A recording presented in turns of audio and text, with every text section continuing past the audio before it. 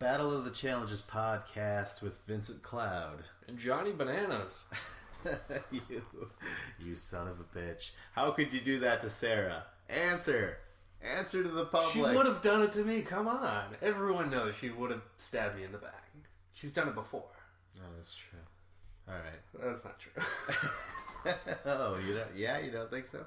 No, she didn't stab him in the back. She was playing the game. And he was playing the game too, but it was just the fact that we don't want to go there. Yeah. I'm over it. I am over it. It was and it was both characters being themselves to a T. Like Bananas, like you could see it coming. Sarah always constantly like, oh yay, I've made friends again, and then just getting screwed over, and it's like, yep, you're naive, Sarah. Yeah, this is the what was it called? The unstoppable force meets the immovable object. Yeah, like the most cynical, worst person of the challenge meets the most sunshiny rainbows person of the challenge. What was going to happen? Bananas is going to take the money. Yeah. I hate them both. I hated them before the season. Now I hate them even more. I know. Yeah, I didn't care. I was like, good, I guess. All right, so this episode is we're actually going to be discussing really quickly the biggest episode of the season, or the highest rated episode of the season. Meaning, you have an entire season. What is the biggest episode? What makes people tune in the most?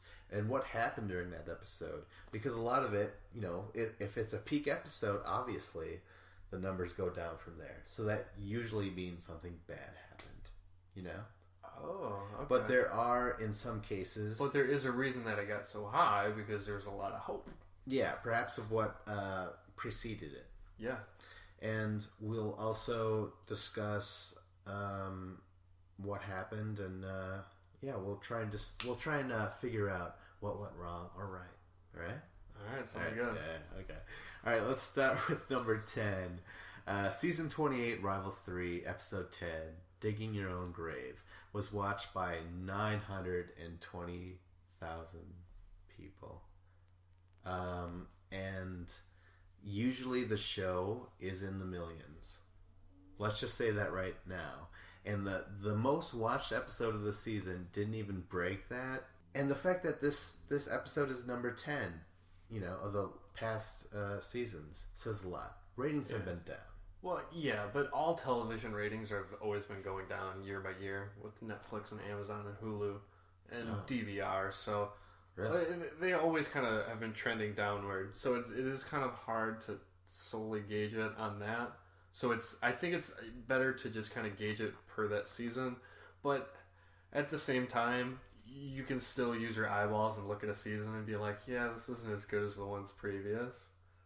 So then it's like, yeah, so I can see why it's not going up. Yeah, well, I mean, you really threw a curveball by saying how all TV shows could be losing viewers via Amazon, Netflix, Hulu, and shit like that. But you almost destroyed my entire argument. We're like, but the product has been lacking for, I would say, since I think Access 2 was pretty good, but it was, I don't know. I think ever since Rivals 2, I feel like it's been kind of on the decline. But let's talk about this episode, Digging Your Own Grave. Yeah, Digging Your Own Grave. $920,000 dollars. If every viewer were just to give the challenge $1, hey man, the show would be doing pretty good. Johnny Bananas would be even richer. Yeah. So this was I just want to say this. Going into this, I feel like this was that match point moment in some of these seasons where it's all leading up to this.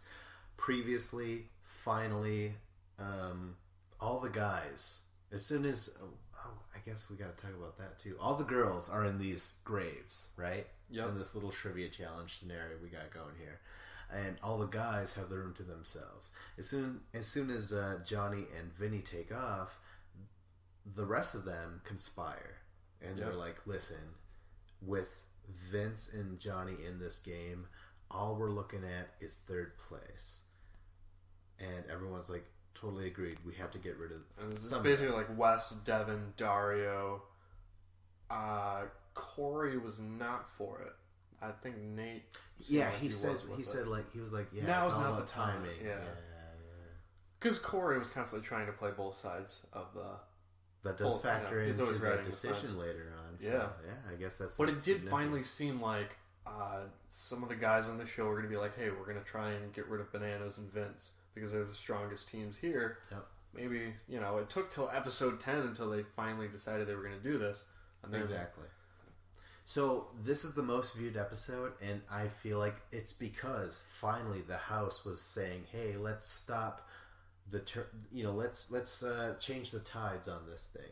Because so far it's all been House Bananas, Vince and Bananas in power or in safety. So finally this happens. Dario and Nicole, they win this trivia challenge. Yep, and that's exactly what all those guys wanted. They wanted one of their teams to win, and just as long as Bananas and Vince didn't win, they'd have the chance to put them in. And we have to mention that this is a trivia challenge. I know that the challenge likes to pride themselves on the trivia missions, the trivia episodes. Like, it's like the best thing ever. But I've never been that big a fan about them.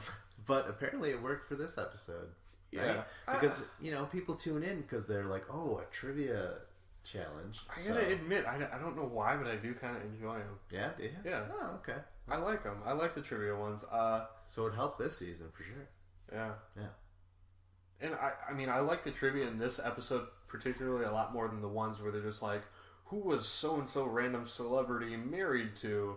And it was like, okay, like those kind of trivia, I don't like those stupid random questions. Yeah. These were questions about their partner, so it made a little bit more sense and more relevant. It was all about the in-game politics and stuff, and it really exposed a lot of stuff, and that was pretty huge. So, because overall, when Dario and Nicole win, and they actually beat Bananas and Sarah in that final moment to win the mission, it was huge. So now everyone's like, okay, Dario, make the move. But what does he do? Before he even makes that decision, it's all Nicole. When they say, like, behind every great man, there's a woman, you know what I mean? Well, behind every douchebag Dario, there's Nicole, the little... she's catty. She spreads lies, or she creates drama, even with her own fucking cousin Nani. And once again, this is happening. She's like, hey, listen, your so-called friend Corey is in alliance with Wes and Nani. And Dario's like, wow, I've never heard of this before, so we'll fucking throw in Corey then. If I'm not in talks to be in the top tier or whatever, fuck you guys, right? Yeah. Remember all that shit? But Corey was also in alliance with Bananas at the same time. So, like, Dario, he hears one little nugget of information from Nicole. Oh, right. Yeah. But, like, neither of them really know the entire thing of what's going on. And rather than just have an adult conversation with your friend named Corey, they're just like, oh, we're just going to throw you in and forget about the strategy of the game. Like... It was a passionate decision. Yeah. Yep. It was all about ego and not about strategy. Yes. And this results when they do throw in Corey and Ashley in there against Nate and Christina and... who apparently knew nothing about each other. Oh, yeah, that's right. Which was yeah. kind of comical. Yeah, they did really bad. And then Devin and Cheyenne both had Dario's back. There was a huge uproar in the house. Mm-hmm. Yeah. So that was a really good episode. I can see why it was definitely high rated, because people thought, oh, the power in the house could be shifted because Bananas could get sent in and he might go into elimination. Mm. But then Dario, some producer whispered in his ear, and he's like, don't get rid of Bananas, please. Oh, wow. I am something cynical. for the ends planned out. Like, you can't get rid of them. I'm cynical about this show, but I'm not too cynical where I'm saying, like, producers legitimately, like, slip people a couple of dollars and say, hey, man. I wouldn't doubt it. I don't know. Yeah. The way they play, like, nobody ever wants to put in Bananas. Like, they're terrified to do it.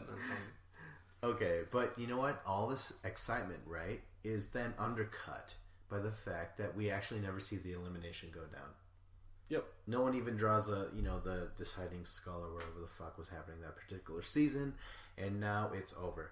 But so that way Corey and Ashley would end up going home in the beginning of the following episode, but then another elimination would happen at the end of the episode, and then we'd kind of just forget about Corey going home. Oh.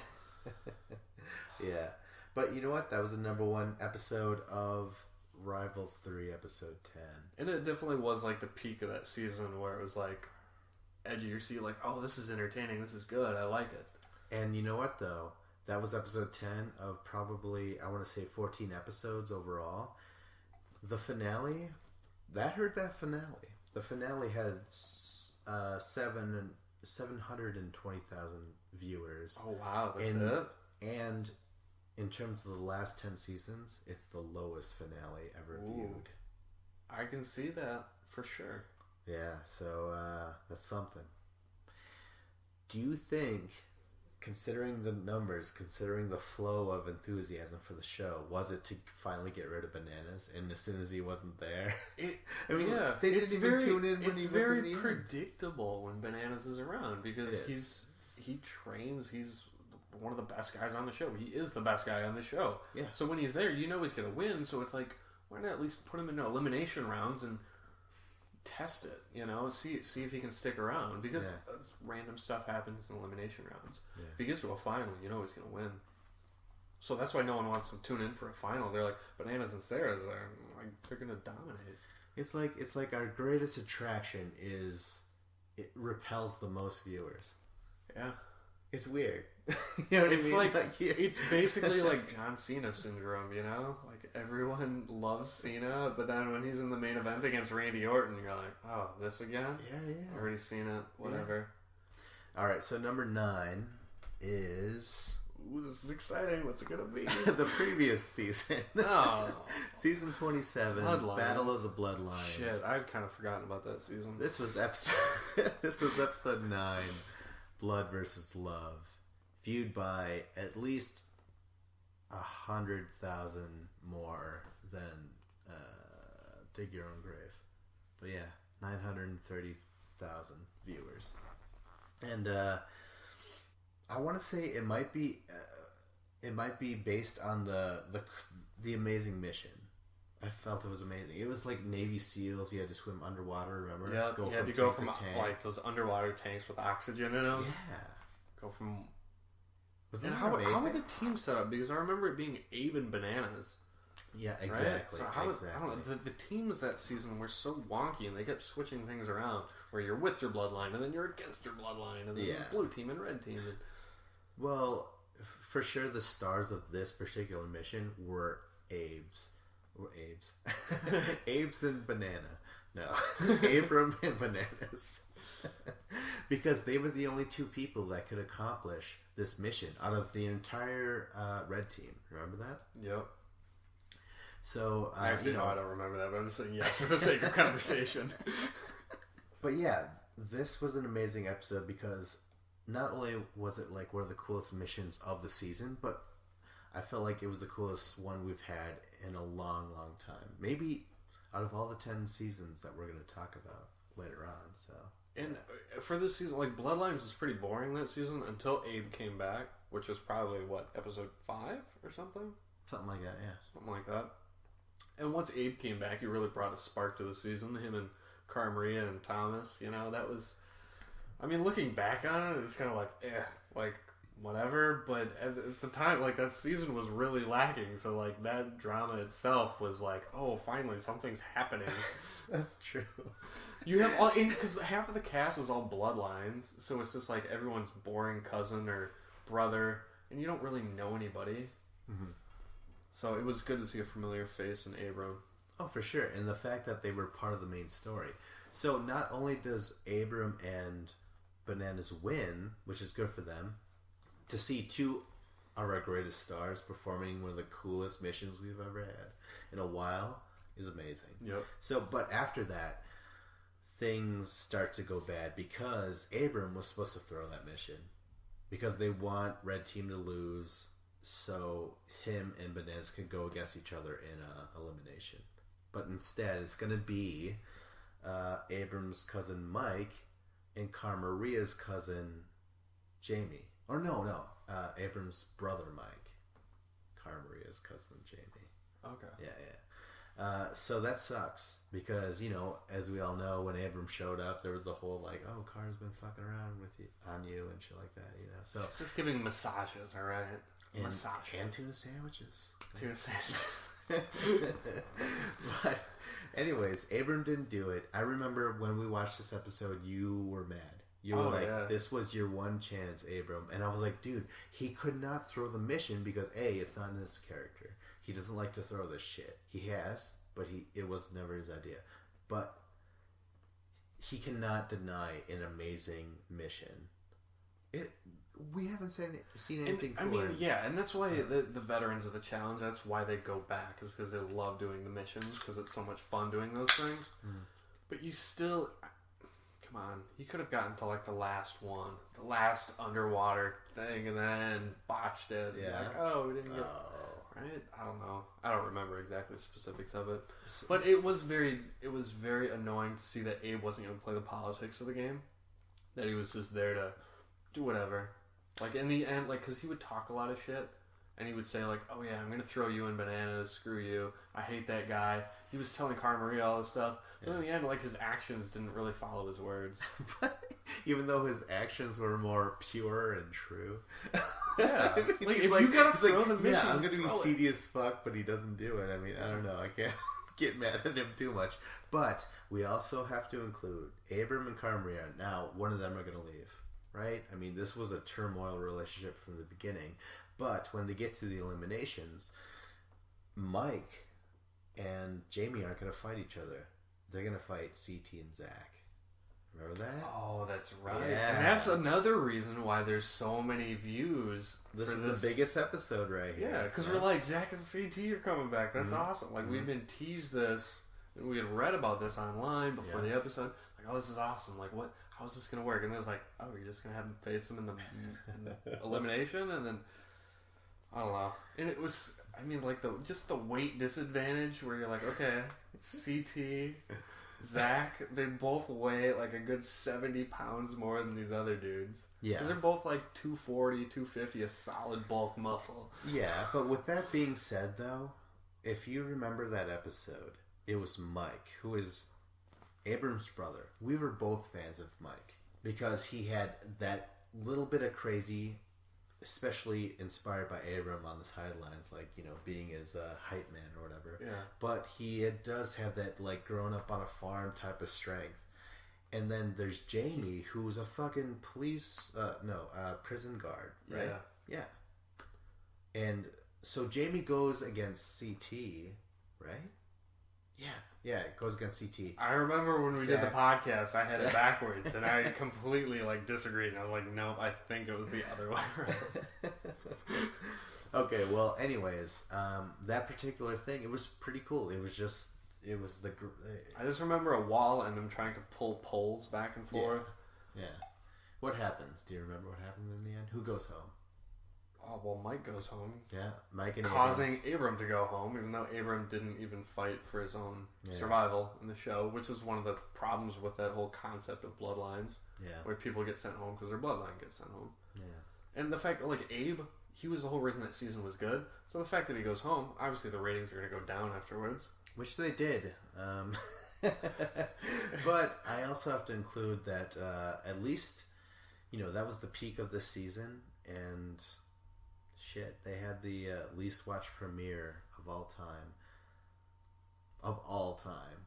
Wow. Like, they got 550,000 people viewed the premiere of Battle of the Bloodlines, and that's the lowest ratings. And I think with the premieres, I feel like a lot of that has got to be how they promote it, MTV. Yeah. Because you have to make people aware of it. And the way you make people aware of it is... you have to run like marathons of like previous challenges, so people are just flipping the channels. They're like, "Oh yeah, the challenge," you know. Keep it on like people's minds, you know. But they don't. Like when the challenge is not on, like you never see like a rerun of an awesome episode of the challenge on there. That's true, man. Yeah, like start showing like Fresh Meat 2 or some shit. You know, just get people reinvested in some people. Well, then people might watch Fresh Meat 2 and be like, "Wow, this season's incredibly good." And then you tune into Bloodlines, you're like, "Wow, this is horseshit now." All right, so where's Laurel? Where's Landon? But yeah, just like the previous episode, this episode was all about like this was the chance to get rid of House Bananas. we're again trying to get rid of Bananas. That's a draw. People want to see him go home. Yeah, so that's interesting, man. That's really fucking interesting. Yeah, so for now, I think that's it. We'll just cover these 2 episodes. All right, and then we'll get to number 8. Yeah, we'll get to number 8. Following episode. Yeah, so this is a Battle of the Challengers podcast with Vincent Cloud. And David Bananas Lauer. David Bananas Lauer Liar. Like, subscribe, comment. Make sure to stay tuned because, we'll have the rest of the episodes coming up at you. And that's it.